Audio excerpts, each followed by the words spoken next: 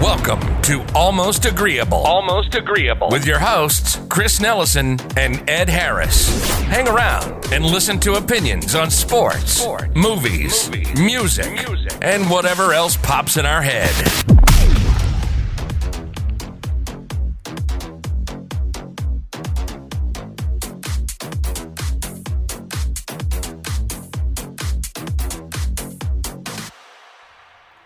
All right, and welcome back to another episode of the Almost Agreeable podcast. I'm one of your hosts, Chris. With me, as always, is Ed. And today, we have another guest in the recording studio with us. Everyone say hello to Pete. Pete, say hello. Hello. Tell us a little bit about yourself. I am Chris's to-be uncle. I've been a long-time Star Wars fan. Is probably back as far as I can remember. It's one of my earliest memories was seeing the original Star Wars film. Definitely before we were born. Right. So, yeah, with that being said, that's what we're going to be doing today, right? We're going to be talking about Star Wars. This is going to be part 2 of our extended series of Star Wars, right? We started off thinking we was going to be 2 episodes, but apparently it's going to be 6. Yeah, we thought we were going to be able to talk about the entire original trilogy in an hour. Not even 45 It's hard minutes. to sum up in an hour. Yeah, like I said, it became evident very quickly that that was not going to be the case. No. So we talked about New Hope last time, and that brings us to, I think, definitely my favorite of the saga, Empire Strikes Back, right? And I think I'm not alone in that sentiment. No, it's probably one of my more favorite movies, and sequels to be that exact. You know, it's probably one of the better ones made ever. And not even just talking in strictly Star Wars. No. Like maybe just one of the greatest sequels of all time, because I think a lot of times I go on tangents about how sequels by definition are inferior films. So when you have a sequel that surpasses the original, that is noteworthy. That is something definitely to hang your hat on. Right. Although I don't give a lot of credit to George Lucas for Empire. He didn't direct it. Pretty sure all the good scenes and dialogue didn't come from his brain. So, but that's just me. Sorry. Ed, you haven't talked about it. Expand on it. I'm kind of... I just really feel like George Lucas, he's creative, right? He comes up with this whole universe of Star Wars, and it's great. I thank him for that. But also, the dude can't write dialogue. Okay? He's a big picture guy. What do you want from him? Do you want him to do everything? Yes. Everything? Yes, I would want him to do everything, yes. Okay, I'm not a fanboy, so I don't, fawn over George Lucas. I really feel like it took a director like Irvin Kershner, who we brought in for Empire Strikes Back, to bring out the romance we see between Leia and Han. The struggle of Luke training under Yoda. Those things, I don't think George Lucas could have got that out of his actors if he was directing the film. It took a director like Kershner to bring out those performances by those actors. Wait, isn't this a good thing then? Yes, I'm saying it's good. I don't know. I don't know. Maybe it got lost in translation. You're just like, why can't he do everything? But the guy he brought in made it great. He did. Okay, so he brought him in. Yeah. Well, a lot of that had to do with a little known fact that the Motion Picture Academy was suing George Lucas, and he didn't want to have to do that again because if I'm not incorrect, I feel like he didn't have the correct introduction of people actors, executive producers and directors at the beginning of the film, like the usual films have the opening. He didn't do that, so he got fined. Big time by the Motion Picture Academy. They're like, you're not giving there's no credits at the beginning, and he's like, I'm not fucking doing that. I'm doing this thing that no one's ever seen. This crawl. The opening crawl, right? Iconic. Right, Yeah. So I think that's accurate, and he was just over it. He was like, you know what, bring another director in. He wanted Spielberg to direct it, Right. but I think they were both at odds with the Directors Guild. So we can jump right into the film, though. I'm sorry. No, this is good. Okay. Let's jump right into the film. Okay, we start off this amazing crawl, this iconic crawl. Yes. And then we get into kind of the opposite of how we started A New Hope. We start out A New Hope in a desert. And then we start out Empire with Luke on Hoth. Right. On this weird creature that no one's ever seen. Yeah. What the hell is that? It's It's a tauntaun. I know it's a tauntaun. I know what its name is. But I mean, yeah, because you get maybe one of the best opening crawls of the saga too. I feel like, right?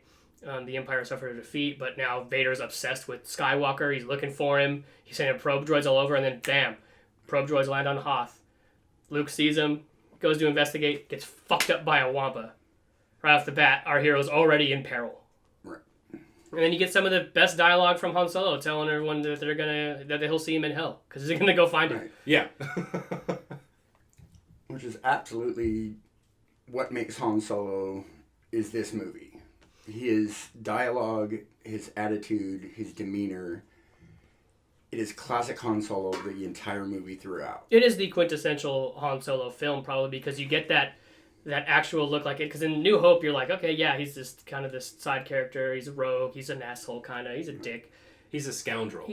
But you actually get to see the scoundrel in Empire. Because even before he goes out to look for Luke, he's like, you could use a good kiss. He's like talking to Princess Leia being a scoundrel. Like you said, I'll see you in hell. It's just over and over and over. Because he's just talking down to those rebel like maintainers. He's like, what do you mean you haven't seen him?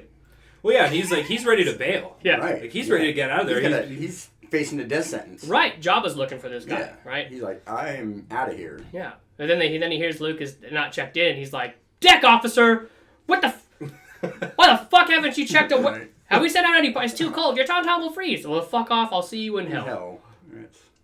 So then we find him. What kind of goes through your head? Obviously, I'm going to ask you a lot of these questions because you got to watch him in its like infancy, like right when they were coming out, right? So when Luke is hanging up by his feet in this cave and this Wampa's chowing down on some tauntaun, what's going through your head? I'm kind of thinking he was screwed at that point. Like, he's gonna have to figure out how to use his power to get out of this. Right, and at this point, I don't think we really know like all what Jedi powers are, right? Because in New Hope, you see lightsaber.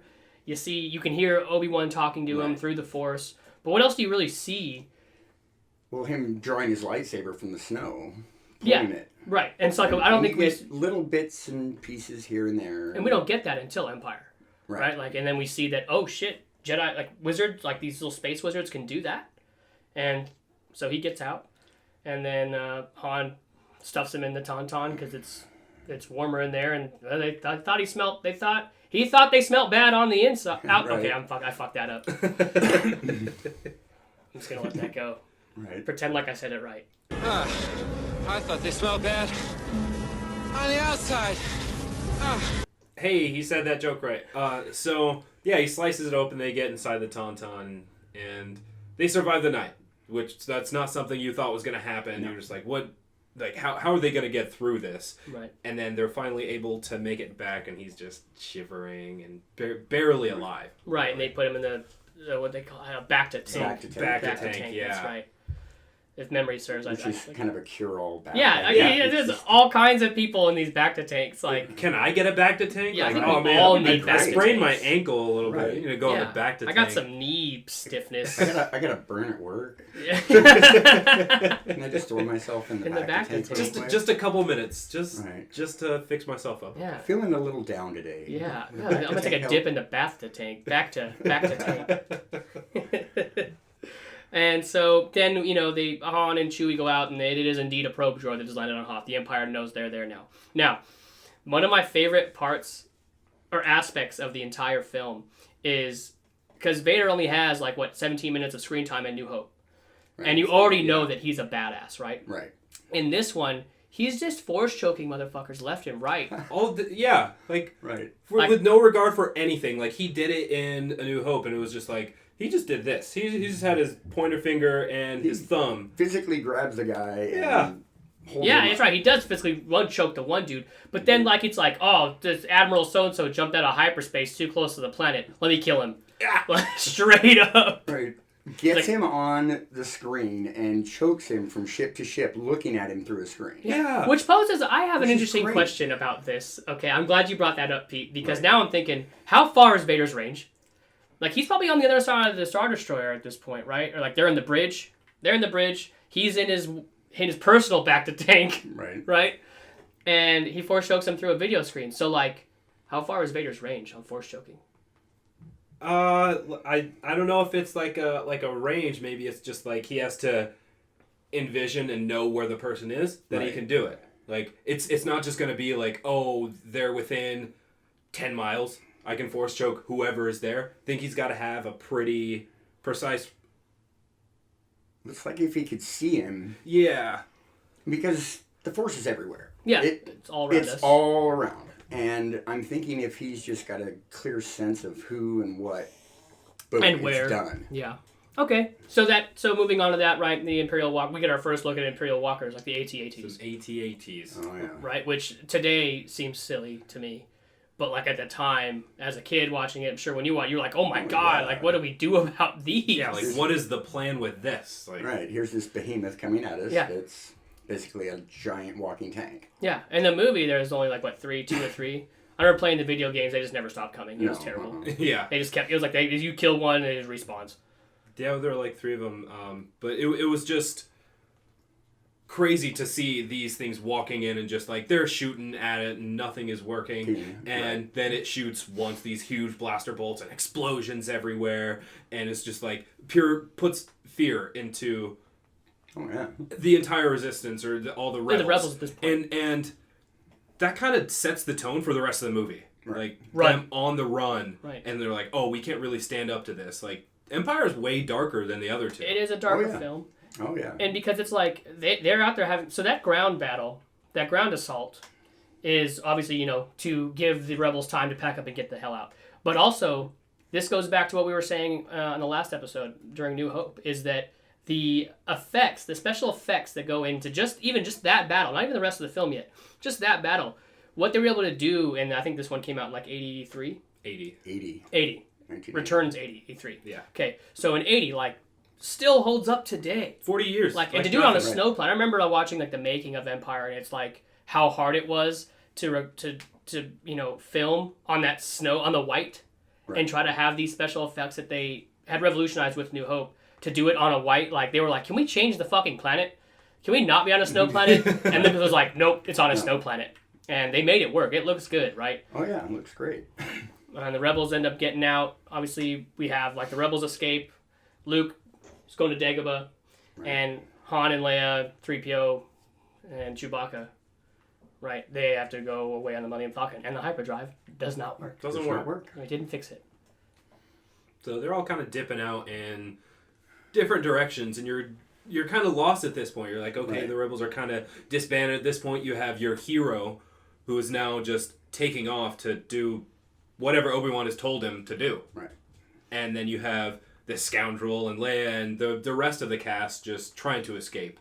And so you're really put at a loss. You're just, how are they going to make it all back together? Right, because that's one thing when you come to a movie like that is like, you want your heroes to be together. It's like Infinity War. Tony and Steve weren't together. You wanted them to be together. In this one, it's like, when's Luke and Han and Leia going to be back together again to solve the conundrum of this film? And it goes back to what you were saying earlier about it being a dark film. It is very dark.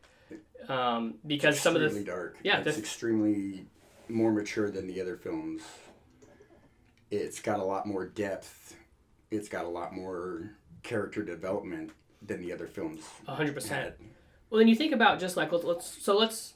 Who do you want to go with? Yeah, let's say we'll do it like this. We'll talk about Luke, and then we'll talk about Leia. It doesn't have to be in that order. Let's talk about Luke and his time on Dagobah. Yeah. Because now you have him on this planet, he crashes his X-Wing, he's not getting it out. He's not getting it out, and out comes this little frog. This little frog. Did you see what my neighbor has in their front yard? No. It's a little baby Yoda blow up. I saw that. It's awesome. It's awesome. It's cute. But sorry, back to the frog, I guess. At this point, to us not knowing who he is, I'm trying to put myself in a position to where like it's my first time seeing it. I don't know everything yet, right? So yeah, this little frog comes out, right, and he's like going through his shit. He's like trying to eat his fish sticks. Oh, yeah, they look like fish sticks to me. That's what he did. Like every time I watch it, I'm like, ugh, he didn't even warm up those fish sticks. It's like a deep fried sausage. Or And then. He's like, yeah, I know Yoda. I'll take you to him. Yeah. But right out of the gate, Yoda's testing him. Yes. Testing his patience right off the bat. And, like, it's so cool to think about it like that. Because at the time, you're just like, this is annoying little fucking fuck. How could this guy be one of the most powerful Jedi ever? Of all time. And then you find out... He's about a foot tall. Yeah. Yeah. And he's, like, hunched over. And he's like... And then I feel like... the demeanor changed, like, because he's testing him, like you said, and as soon as it's revealed that he is Yoda, that he is Master Yoda, he's just like, motherfucker's too old, I sense fear in him, shut the fuck up, Obi-Wan, why'd you send this fool here? He has no patience. Yep. He's too old, why'd you send this guy to me? Yeah.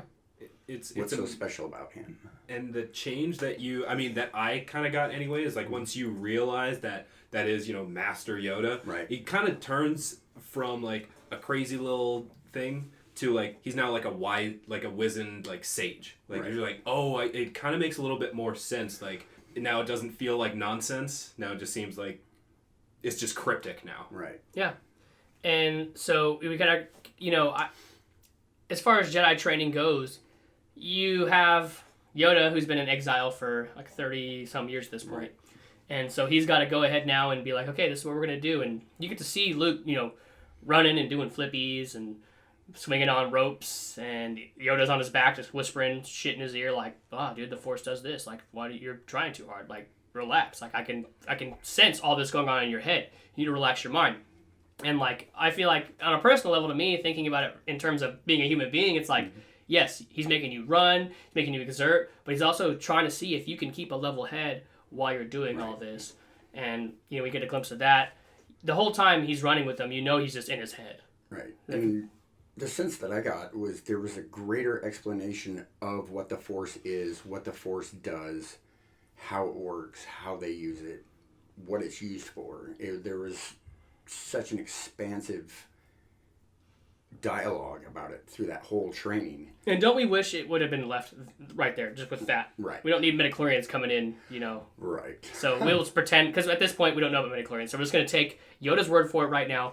That explanation, you're absolutely right, that explanation of what the Force is and how it works and how you use it and how you tap into it.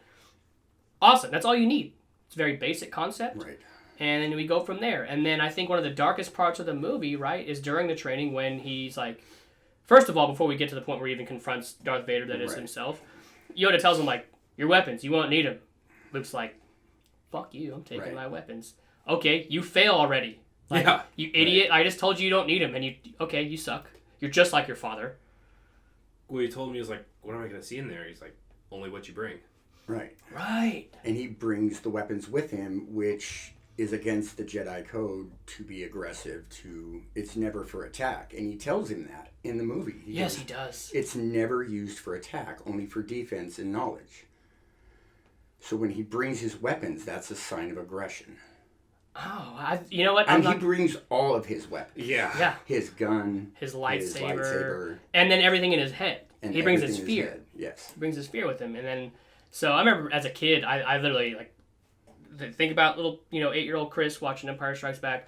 I really thought it was Darth Vader. I was like, oh, he's in two places. Like, how the fuck did he get here? Yeah, how do you find him? Yeah, I was like, how is he going to find him? Like, number one, like, how is he there? Number two, how is Luke going to fight him? Like, he's not going to be able to do that. Right. There's no way. And we get the big reveal that it's, it's pretty much all in his head. Like, if you continue to be impatient, if you continue to be afraid, if you continue to be angry, this is your fate. Yes. Well, this could be you. I didn't get that, like, as a kid watching it. I was like, oh, he's fighting Vader, and then the mask pops off, and it's his face. I was like, well, that's weird.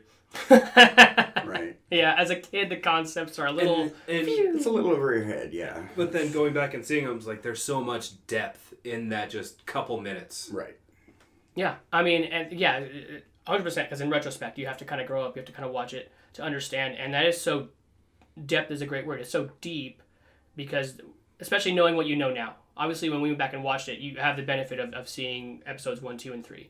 And you're like, okay, yeah, that resonates even more so, knowing that information. But even without it, as an adult, maybe you watched it when it came out, or maybe you were a kid that did understand it, you can say, damn, fuck. Okay. And then he doesn't even fucking improve after that, dude, because Yoda's trying to get him to get the X-Wing out of the damn mud, and he's like, I can't, it's too heavy. He's like, bro, yes you can. And he's like, you asked the impossible. Me. He's like, he's super Anakin in this movie. Oh yeah. A lot of Anakin vibes going on. Yeah, he's like that in the first film. He is. In A New Hope, he was very immature, very impatient, very little farm boy. Yeah. Right. But then Yoda's is like, I thought you said this thing was fast. Yoda's like, peep this, and just like lifts the thing up. Yeah. He's like, I can't believe it. And he's like, that's why you fail. Yeah. And then it just, I feel like his time on Dagobah, obviously well warranted, obviously needed for him, but he doesn't leave Dagobah on good terms. No. Like, at all. He was told not to leave. Yeah. By not even just Yoda. If this we get our first glimpse of Force Ghost Obi-Wan at this point. And even he's like, bro, don't go. Like, and then we kind of get like a little Easter egg. Like, he's like, that boy's our last hope. And Yoda's like, no, there's another. Which kind of struck me as a little odd that Obi-Wan, going back to Revenge of the Sith, he was there at the birth. Yeah, he was. It's a boy. It's a girl. Yeah, he knew there was two of them. He knew. I think it's just like one of the many continuity errors that they didn't foresee happening. Right, exactly. There's a lot of those. Like, and I noticed that when I watched the film earlier. Mm-hmm. I noticed a lot of things like that. I have so much love for the franchise that I have to put it behind me. You can dismiss it, yes. It's hard to sew up, like, ends like that. Like, when Obi-Wan's like, a droid. I don't remember having a droid. Right. It was like, well, R2's been there the whole time. R2's like the only one that's been in all the films. Yeah, right. So it's just one of those things. It's hard to shore up 6 movies worth of everything. Right. Exactly. Which wasn't like Marvel. They had like the game plan mapped out from the beginning. Yeah, like, exactly. I'm 100% sure George Lucas had a rough idea of what was going to happen in the prequels, but like when it came down time to make them, he was like, fuck. Well, Marvel has the gift of having comic books source material written for it. Yeah.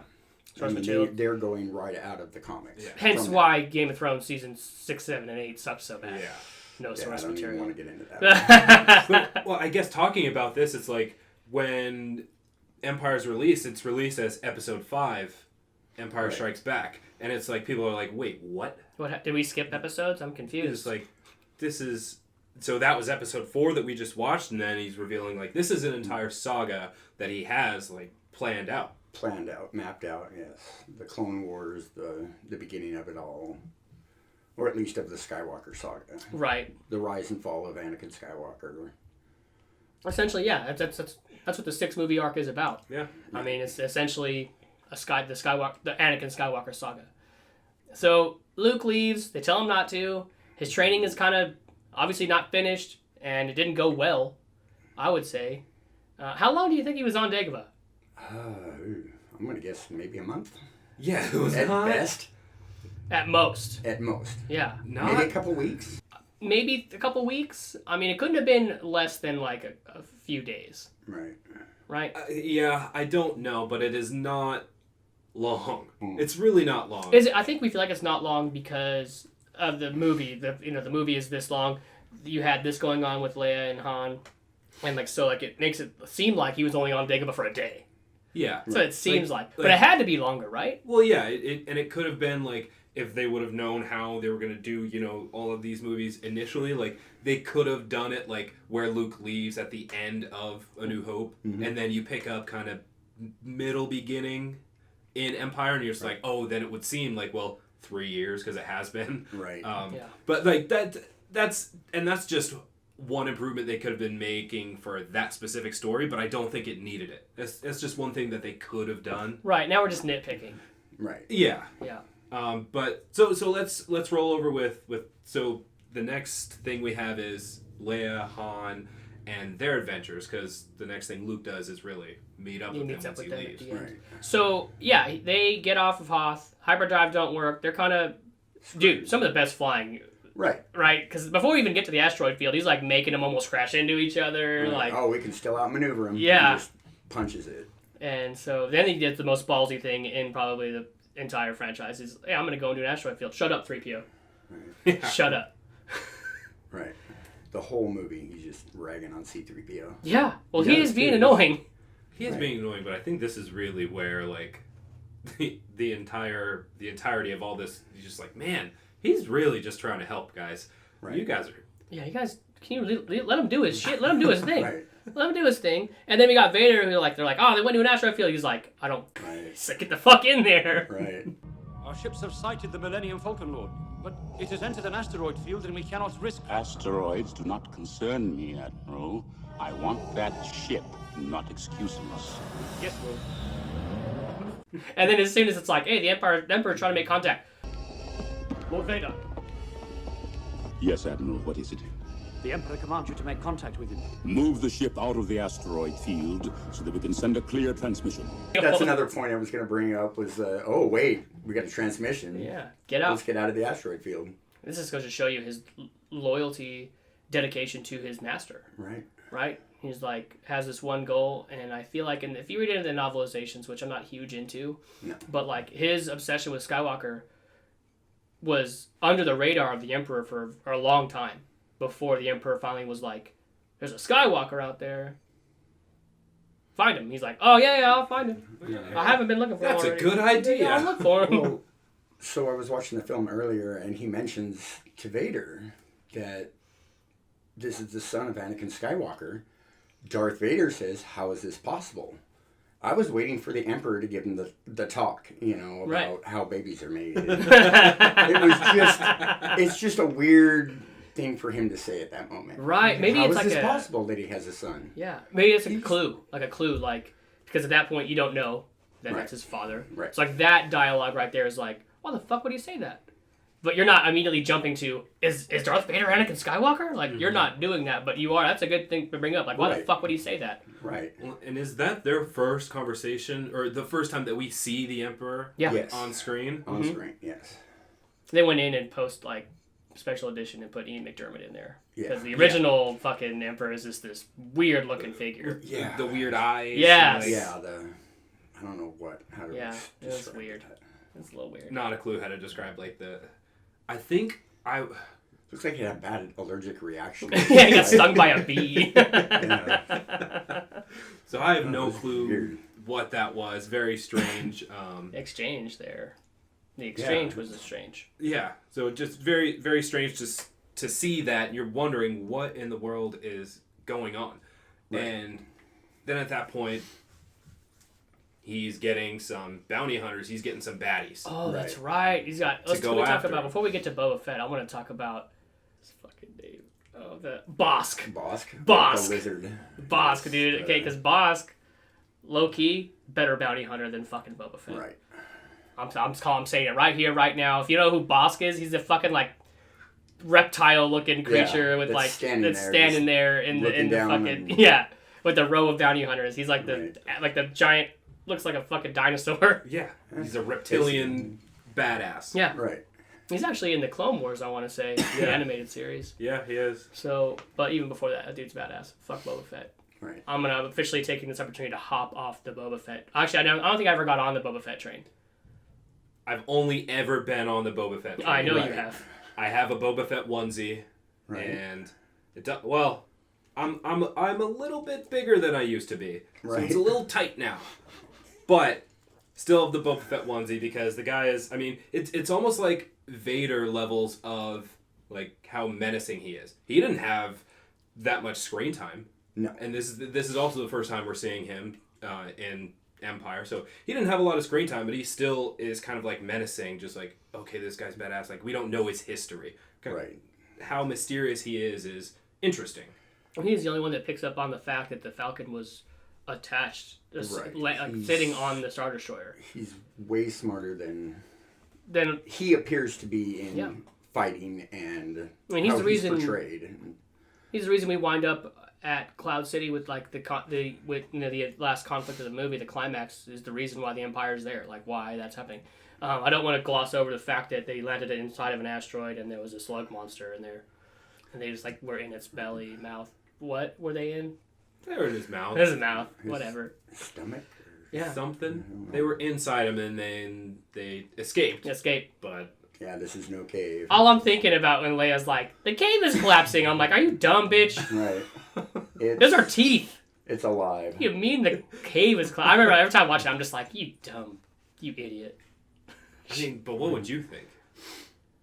I'd be Han Solo. I'd already know. I'd be like, we're in something. I shot it, and it moved. Okay, we're in something. It's not a cave anymore. We're giving him indigestion. yeah. He's got a stomach ache. I'm not gonna lie. I forgot he shot him. Yeah. So that's one of my favorite scenes. He's like sitting out there. He's like, you could say he's like things are like the wheels are turning in his head, and he's just like pulls out his gun and just shoots the ground, and he's like, "Yep, suspicion's confirmed. Just get the fuck out of here." So that was great. So yeah, so now Boba Fett tracks them to Cloud City, and we get to meet one of the most hippest characters in Star Wars. Cool guy. Lando Calrissian. So cool. Right. So cool. Lando Calrissian is suave. Yes. Debonair. Yeah. He's also a scoundrel. He's black. A scoundrel, but a gentleman. Oh. And what have we here? He's Black Space James Bond. Right. Oh, okay. That's where I'm going with Black it. Space James Bond. Space James Bond. Right. Black, Space James Bond. Black Space James Bond. Okay. All right. Okay, we're just gonna. Yep. But he sees him. He's like, hand. He's calling him. He called him hand, and I was and like, we're just like, I don't know. Have I been saying this wrong the whole time? I've known you for 25 years. Yeah. You guys been calling him Han, idiots. And then we kind of see like, okay, he's got this little operation going on. It seems legit. I mean, it doesn't seem shady at all. He's not hiding from the Empire. Wink, Not wink. at all. Yeah. And then fucking, I love it when they open those doors. Well, first 3PO gets blasted, right? Right. 3PO is the first one to realize the Empire is already there. And then, Right. so then when they open the doors, they're going to have dinner or whatever.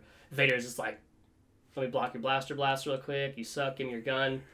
Right. We'd be delighted if you would join us. Which is one of the greater Darth Vader scenes ever. Yes. Stands there, takes the couple of blasts, sucks his gun out, and he's like, join us. Join us, yeah. Have a seat. Pull up a plate. I've just made a deal that'll keep the Empire out of here forever.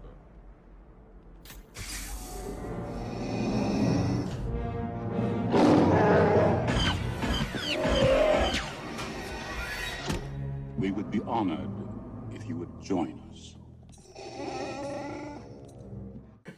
Here's something to drink. Robot Chicken does Let's have like a talk. Robot Chicken does like a claymation, you know. Yeah. And they do like a little scene like after that scene, like where they're all sitting down eating dinner, and like it's just so awkward. Yeah. Like Boba Fett is like going like this to Han Solo, like putting his finger around across his neck, and then Vader's trying to drink from a cup, but he can't. So he has to get a straw and like put it through his like ventilator. It's so funny. But talking about like character development, Mm-hmm. like that door opens and the first thing we see Han do is immediately try to shoot the baddest Right. guy in the galaxy. Right. He's like, I don't care. Right. I'm still gonna try and Yeah, I'm shoot gonna you. blast him. Like, and you're just like, it's not gonna work. But he's that just goes to show who he is Yep. as a character. Immediately like, Anyway, I started blasting. Bang! Bang! Bang. Immediately. and then we get to find out the plan that Vader has, right? We're going to go ahead, we're going to freeze Luke in the carbonite when he gets here, but let's test it on this fucking smuggler first. Right. And I think the craziest part as I watched it recently, you know, being 30 years old and realizing the what was actually happening is like when they have him and he's like, they're putting him down on that thing, Han Solo, and he's like screaming in the other room. Right. They're like torturing him, and then they release him, and he goes to lay, and he's like, they didn't even ask me any questions. They were just torturing him. Right. It blew my mind. I was like, Right. God, fucking ruthless ass Empire. They just And that's why they were doing that was to draw Luke in. right because he could Because he hear sees the visions of see. them being hurt, tortured, right. and it was a setup right from the get-go, just to draw him in. Yep. It's a wonder they didn't do that to Leia. Leia would have been my first choice to Right. torture to get Luke to come. To be honest, if we're being real, like I don't know if Vader knows the relationship between Luke and Han, relationship between Luke and Leia. Obviously, he doesn't know a whole lot about Leia. Otherwise, he would know that was his fucking daughter. He would have gone after her first. Yeah. That caught me off guard. Like when I watched it recently, it was like they were just fucking torturing him. And then you make it obviously that. Now that you say that, obviously that's what they were doing. I'm an idiot. It's very obvious that, you know, with the Skywalker last name, he kept the last name. They kept that last name for him. Where she was adopted out, given a different name. Right. I mean, the Skywalker name stands out like anything. Big It's so time. obvious. That, oh, wait, your name's Skywalker? Are you related to that's Anakin Skywalker? big, That right, dickhead. Big red flag right there. Yeah. As far as finding somebody. So Luke comes to Cloud City to rescue his friends, and that also doesn't go well because we get to finally see this confrontation between Vader and Luke, right? Right. Well, yeah, but let's step back. Because we got, like, Vader out here altering deals. Right. Yeah. I say that to Lindsay all the time. She'd be like, "Hey, you said you'd do this if I did this." I was like, "I'm altering the deal. Pray I don't alter it any further." All the time I say it. Which is a great line. It is a great line. Amazing line. Because, ladies, I'm Darth Vader. What the hell are you going to do? Yeah, what are you going to do, dude? Like, Robot Chicken does another bit about that, where he's like, "You will ride around on this unicycle," and he's like, "That wasn't the deal," and he's like, "I'm altering the deal," and then he comes back out, he's like, you must wear these clown shoes while you're riding the unicycle. And he's like, I'm not doing that. This deal's getting worse all the time. Yes. So we have him out here altering deals, and then we have him out here. Well, then he's like, all right, we're going to put this guy in a carbonite, make sure that it works. If he dies, he dies.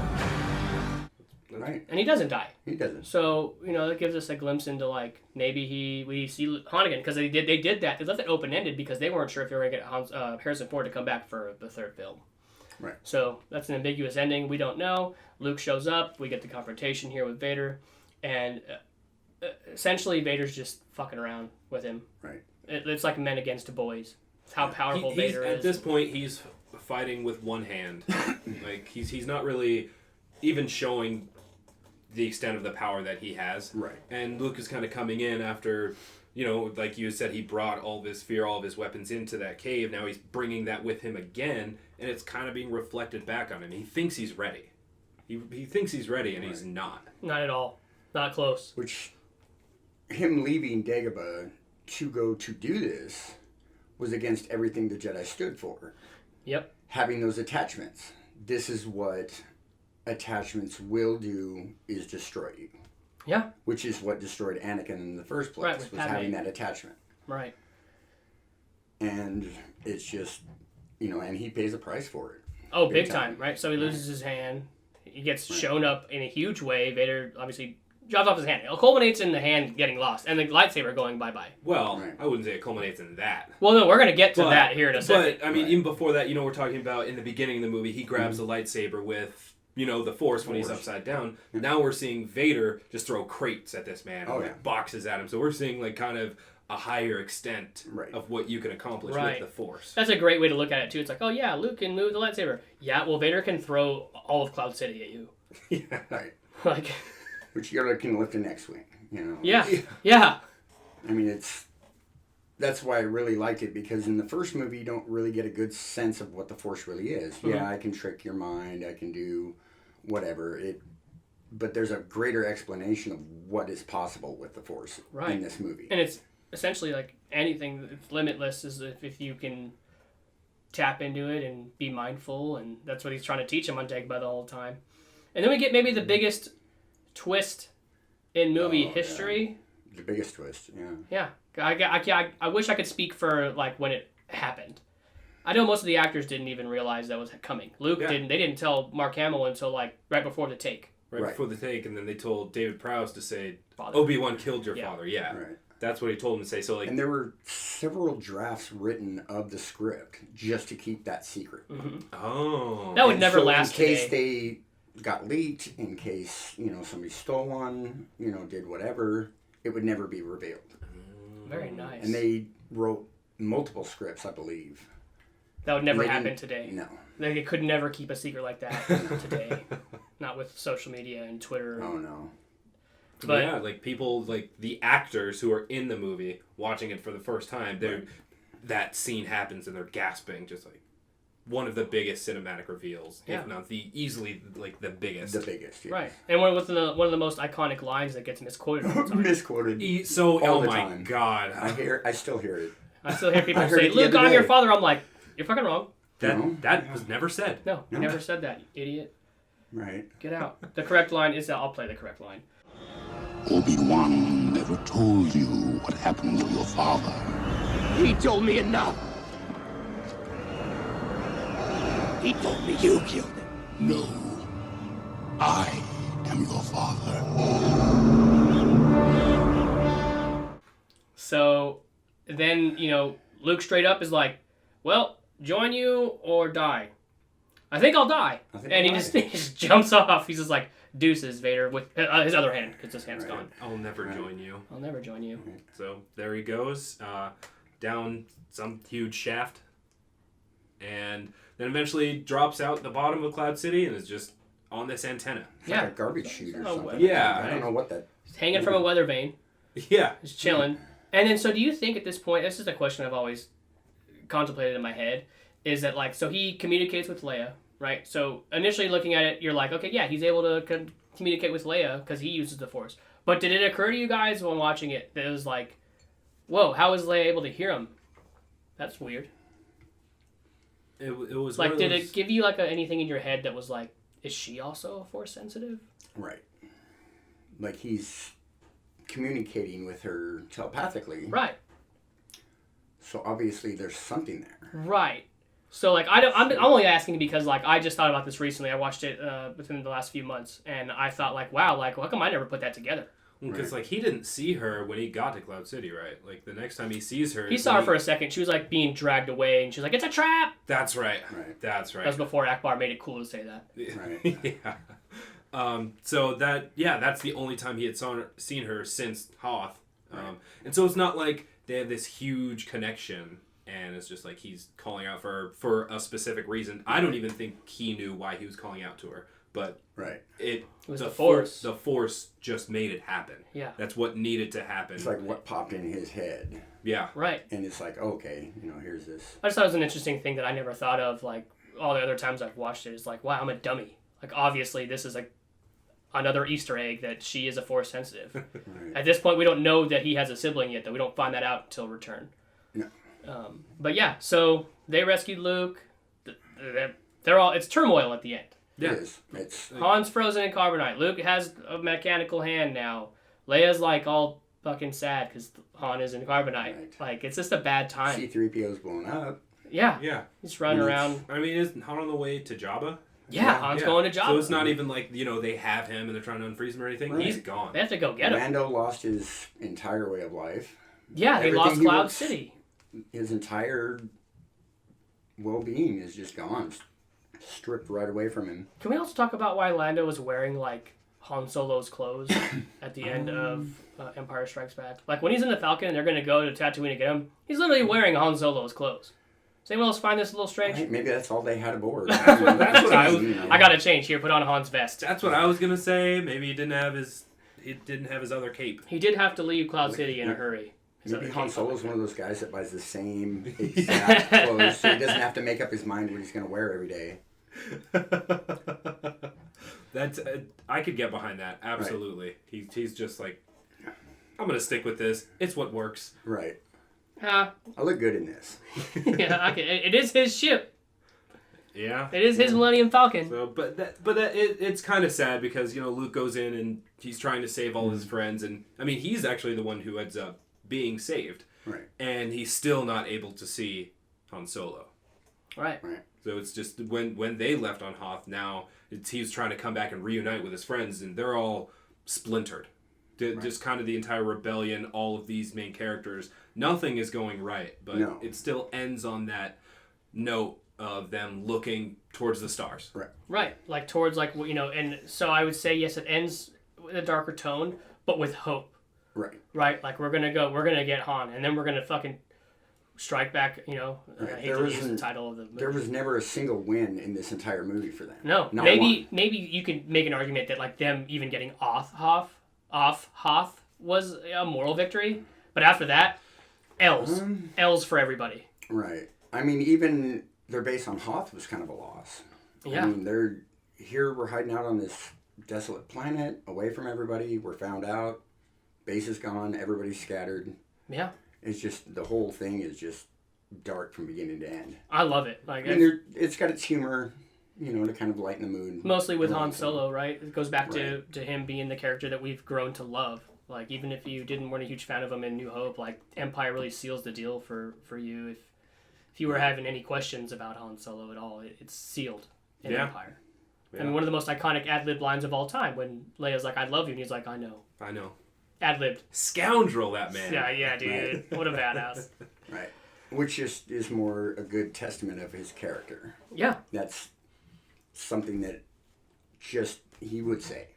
Yep, exactly. 100%. That is 100% Han Solo. That is a perfect line for the bad guy. That he wasn't always a bad guy, but he is not exactly a great guy either. He's a criminal. He's a rogue. He's a rogue, basically. Yes. Well, running a little bit short on time here. I think we do have to move on to Hot Route. Yeah, I mean, but just to culminate it real quick. Obviously, this is my favorite film of the saga. Right, mine too. Ed? Can't specifically say. Okay. Can't specifically say. Okay. But I do have some hot routes for you both.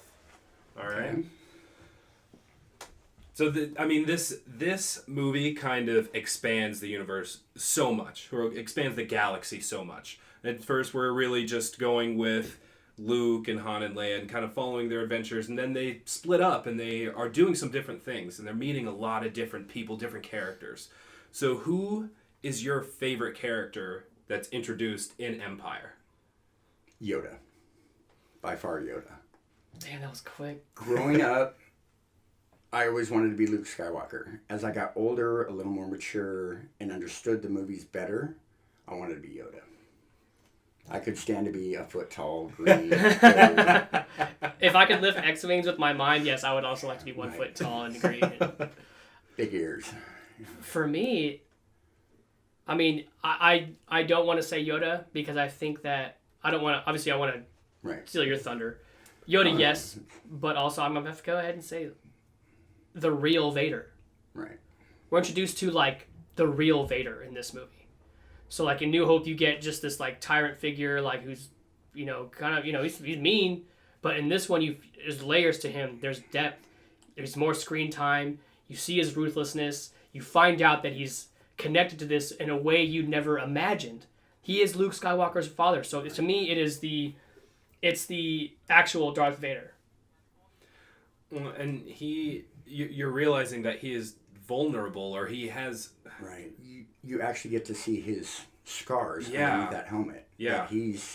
That he was once human. Right. He's more machine now than man. Twisted and evil. But there's so many iconic characters that are introduced in this one. I mean, the Emperor comes in, Boba Fett and Boss come in, Yoda, Lando. Right. Like, that's one of the... I was going to go with Lando, but... That's one of the great things about this movie. They introduce iconic characters, not just one-off guys.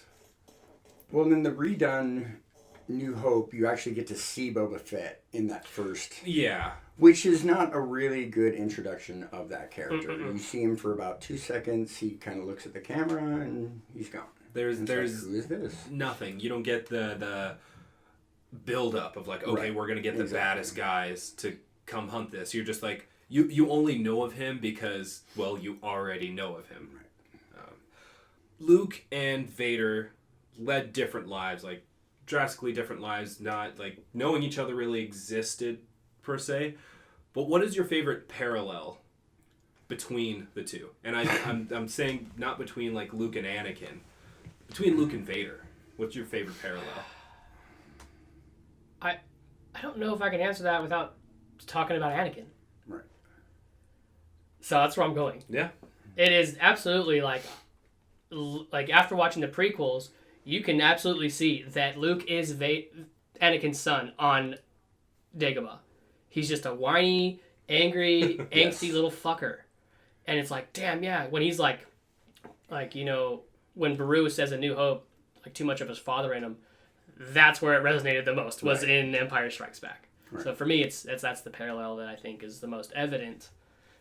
I think just watching the impatience of both characters, from the prequels to the new one, or to the original trilogy, just watching the mindsets of even... through all these movies where it's just impatience.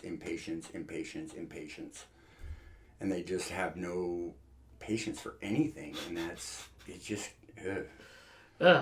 teenagers. Youths. Right. Teenagers. And I mean, you kind of see that if one other thing had gone wrong or changed in Luke's life differently, he could have been right down the same path as Anakin. Mm-hmm. And that's... So these two characters, I just think they're built very well. They're rounded out very well. They are very well, yes. And so I know we've been talking for our third hot route. I know both of you have been kind of saying this over and over and not really diving into it. But, I mean, in your own words, why is Empire your favorite movie?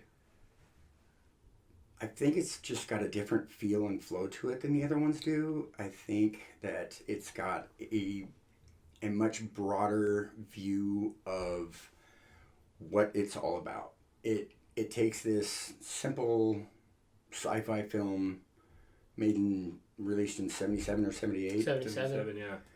And it expanded it into this great, saga that really just kind of blew up.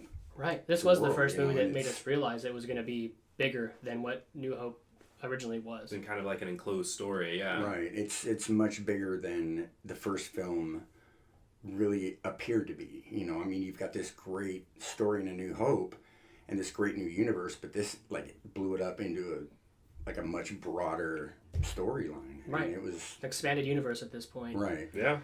And there's so many directions to go with it. It's so many possibilities. And I love the darker, deeper tones of it. There's not a single rebel win in this. There's not. Just a bunch of L's. It says, hey, we just did this great thing, blew up a huge space station. We did all this great stuff, but now we're going to eat shit for a while. Yeah. And eat shit hard. Yeah. We're not, the best in the universe. No. We are just it really humbles. It's humbling. Yeah. It's a humbling experience because coming off the high of New Hope, you're like, yeah, fuck the Empire, dude. Yeah, like, they got this. We just took out their biggest weapon, Right. And then, like you said, coming into Empire, you're like, oh, fuck, no, like, the Empire's kind of, damn. Right. Ouch. So what would... For me, it's the character development. In a lot of sequels, you don't see... The biggest critique on a lot of sequels is, like, you don't see character growth. Right. In this one, you had so much character development with our three main heroes, obviously, and with Darth Vader, so even with our villains. And I think that ties directly into what I was saying at the beginning of the podcast, was that, like, is the dialogue, the way the characters are written. So it has to do with the characters for me. It's absolutely the characters. Oh, yeah. I get it. And this is just... I love movies like this. Like you're saying, Rebels don't win a single thing in this. It makes me... I'm more attracted to a movie if there's not just clear-cut wins all the time. Like that's why I enjoy the Avengers Infinity War movie, just because like at the end it's just desolate. Like there is no hope for anything. They're just like, we lost. Like we don't know quite what to do. So it's kind of akin to that when they've just been beaten down the entire time, and they really got to work on it. I kind of like looking at the parallel of like The Dark Knight and The Dark Knight Rises as well. Yeah. There's a lot of loss in those movies. Yeah. And Batman doesn't always win. He gets his ass handed to him both movies. Yeah. A lot. And that's kind of what makes a good story, is the good guys don't always win. Right. Adversity. Yep. That's what causes everybody to grow. And well, those are great answers, guys. I'm glad. Those are some good hot rods. Yeah, I had to toss one up for the last one, but sometimes those are just not like easy ones. They're just glad you can expand on it and actually like. No, you can say it's your favorite all day, but until you give reasons like we just did, right. like, you just keep saying it. Yeah. Plus, I remember like little bits of A New Hope when I was young, but this is the first Star Wars I remember actually remembering, and it's just from front to back. Oh yeah. I must have been like in first grade when it came out. Perfect. I mean, the target audience was you. Right. Yeah. Oh yeah. Oh yeah. They hooked me right off the bat. And look what we have now. Just it's not done. We got that Mandalorian coming out next month. Hey, which is 30 days from today for us, but yeah. I guess it would be this month now that it's when this comes out. Which actually I found really refreshing for the Star Wars universe. Yes, 100%. We should get you back on the show and we talk about.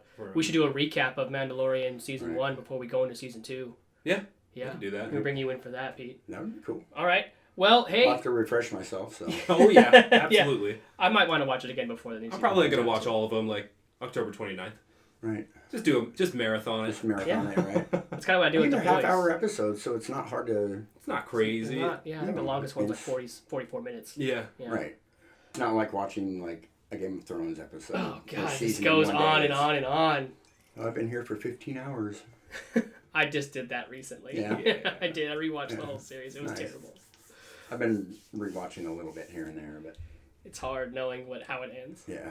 All right. That's it. We we've gone over our time, but that's fine. When it comes to Star Wars, we really could talk all day. That's what we keep doing. This is kind of the trend. We're gonna keep going over time every single time. So this has been another episode of Almost Agreeable. I'm Ed. I'm Chris, and I want to thank Pete for coming on the show with us. Thank you guys for... Yeah, we'll definitely have to get you back. Definitely. For more of these. So, hey, thanks for stopping by. Oh, thank you.